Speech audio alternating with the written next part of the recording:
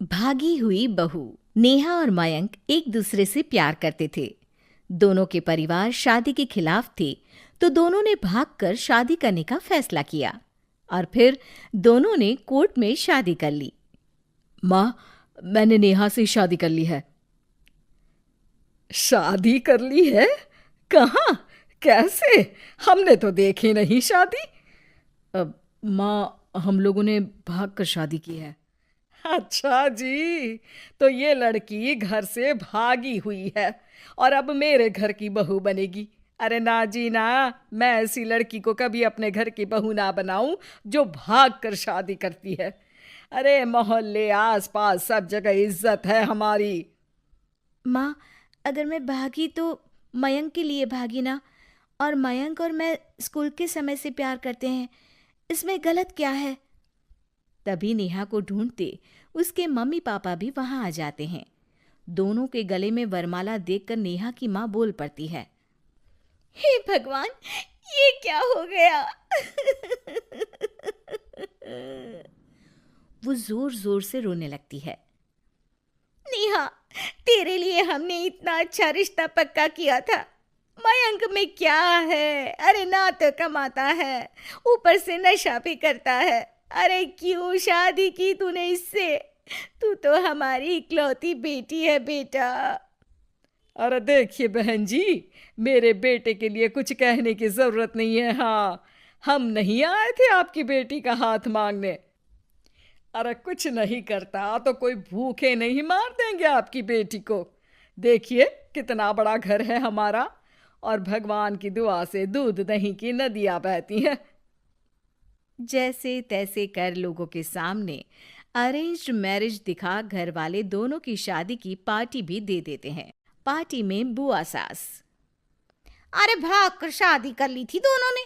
लड़की को देखो, शक्ल से तो चालाक लग रही है। क्या? अरे पर रीटा बहन तो बोल रही थी कि दोनों की अरेंज्ड मैरिज है। तभी चाची कहती है, अरेंज्ड? अरे रीटा, अरेंज्ड करती तो कैसे इतने बड़े घर की लड़की लाती? लड़के में है क्या? अरे सिर्फ दिखता अच्छा है ना, पर ना कमाता ना धमाता, उल्टा नशा अलग से करता है। अरे पता नहीं भागी हुई लड़कियां किसी घर में टिकती भी है कि नहीं। दिन बीतते जाते हैं। एक दिन। अरे रीटा, हम लोगों को 2 दिनों के लिए पंजाब जाना पड़ेगा। मेरी बहन यानी कि तुम्हारी ननद की बेटी की शादी जो है। हाँ हाँ चलते हैं, लेकिन घर किसके भरोसे छोड़ दें? आजकल तो घर बंद रखना सेफ नहीं है। अरे माँ, टेंशन क्यों लेती हो? मैं और नेहा तो घर पर ही रहेंगे ना। अरे हाँ हाँ, तू तो मेरा बेटा है, लेकिन सच कहूँ मुझे इस लड़की पर रत्ती भर विश्वास नहीं है। अरे माँ, नेहा तुम्हारी बहू है। बहू? अरे जो लड़की भाग कर शादी कर सकती है, वो घर पर चोरी भी तो कर सकती है। मयंक को माँ की बात का बड़ा बुरा लगता है। वो नेहा की तरफ देखता है जिसकी आंख में आंसू भरे होते हैं। माँ जी, आप अपनी अलमारी में ताला लगा लो। हाँ हाँ, तो वो तो लगा ही दूंगी, लेकिन कहीं तू घर का बाकी का सामान भी। अरे भाई, भागी हुई लड़की का क्या भरोसा। धीरे धीरे दिन बीतते हैं। एक दिन नेहा घर के बाहर गार्डन में पेड़ों को पानी दे रही थी, तभी पड़ोस की बहू, अरे नेहा, कैसी हो? बहुत सुना है तुम्हारे बारे में, लेकिन तुम तो दिखती ही नहीं हो। हाँ, वो बस घर का काम करने में समय ही नहीं मिलता। अच्छा अच्छा, शाम को ना मेरे घर आना, बैठकर गप्पे लड़ाएंगे हम। जी जरूर। तभी उस पड़ोसन की सास आ जाती है। अरे बहू, ये किससे बात कर रही है?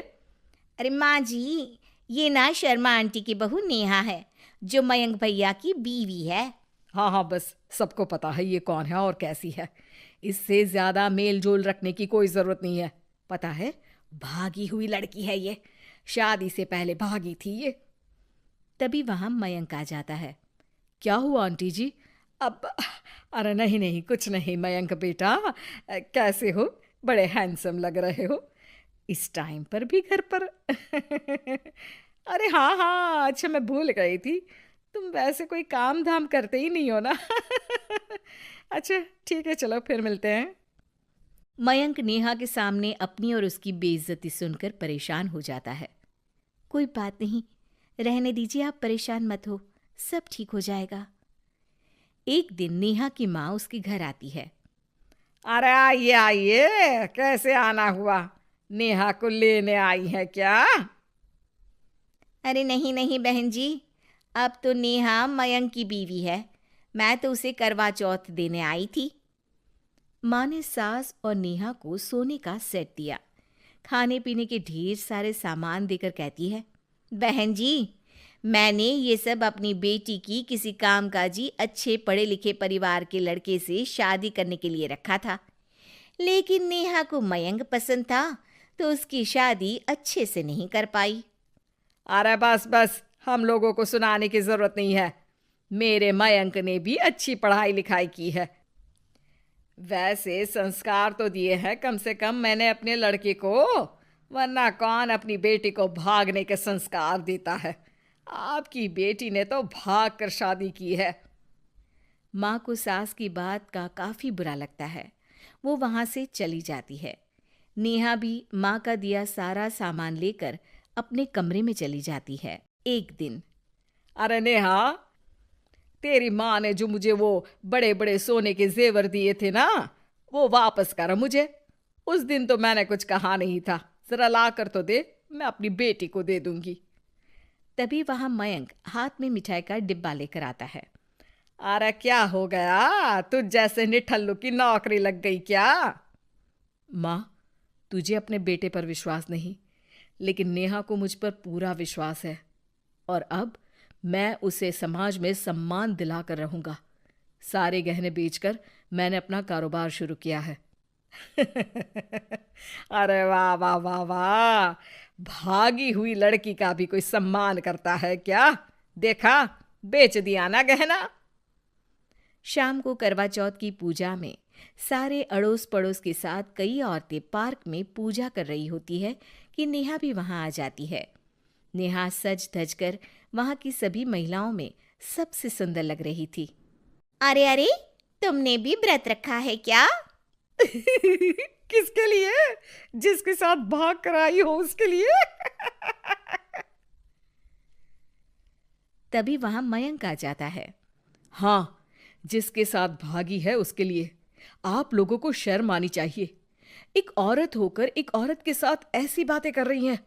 अगर नेहा भागी तो मैं भी तो भागा था, फिर अकेली नेहा क्यों जिम्मेदार हो? वो कम से कम आप लोगों से तो लाख गुना अच्छी है। आप लोगों ने एक अच्छे पैसे कमाने वाले इंसान से शादी की, लेकिन मेरी बीवी ने मुझ जैसे लड़के पर विश्वास कर ना सिर्फ मुझसे शादी की, पर मुझे ठीक राह पर भी लेकर आई। तो हाँ, जितनी नेहा जिम्मेदार है भागी हुई कहलाने को, तो मैं भी भागा हुआ ही हूं। लड़का हूं तो इसका मतलब ये नहीं कि मैं जो करूं वो ठीक हो। सभी को मयंक की बात समझ में आ जाती है। वो नेहा को गले लगाकर साथ में पूजा करने लगते हैं।